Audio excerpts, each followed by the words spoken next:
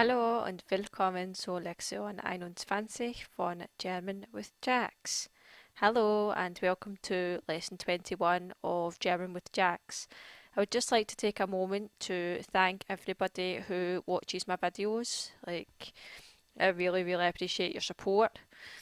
Also want to say, as I've said in some previous videos, that I'm now on Patreon, so if you are enjoying my videos and you'd like me to continue making them, I could really use your support.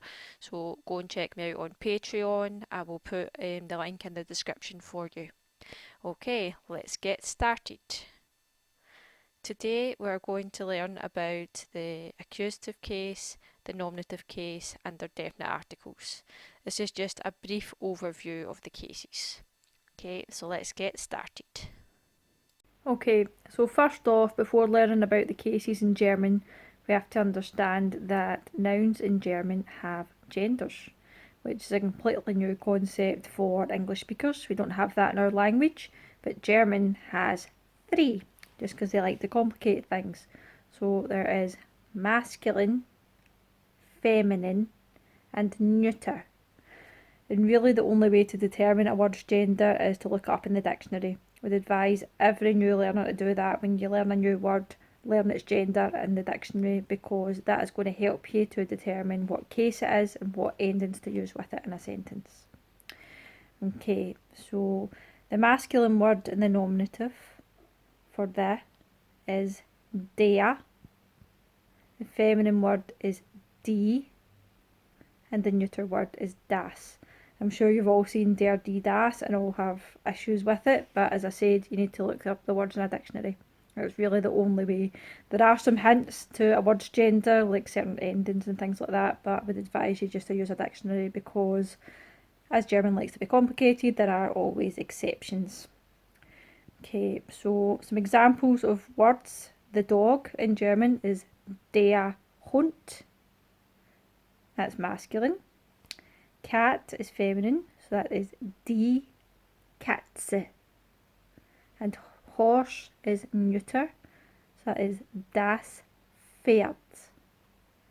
Okay, so as I said, there's three genders, and that's the words for that in the nominative.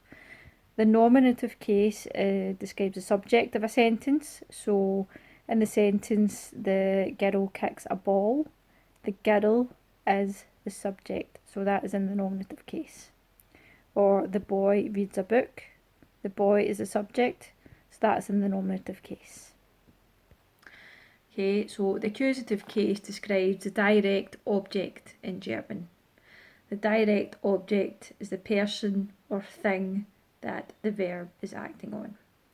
So for example, in the sentence, the dog bites the man is a direct object. He's the one being bitten. He's the one that the action is happening to. So the verb to bite is acting on the man.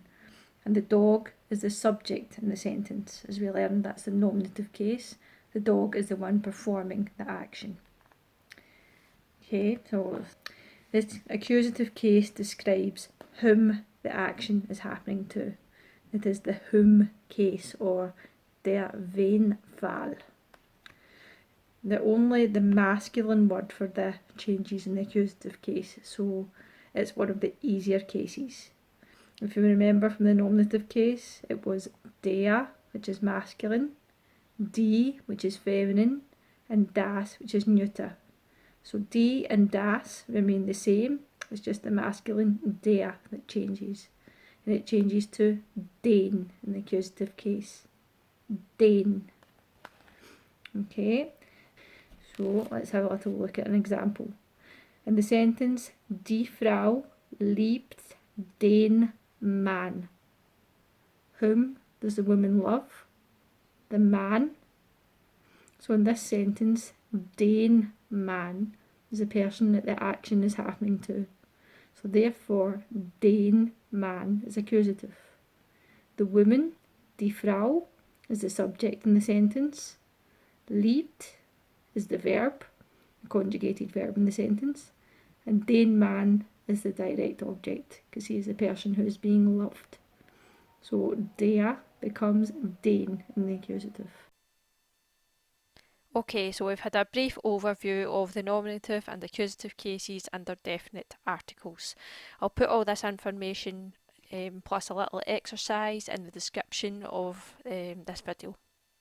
Also, if you are enjoying these videos, please come and support me on Patreon so that I can keep making them for you. Give just a couple of pounds a month and it will help me to be able to continue making these videos for you. Alright, thanks guys. Auf Wiedersehen. Tschüss.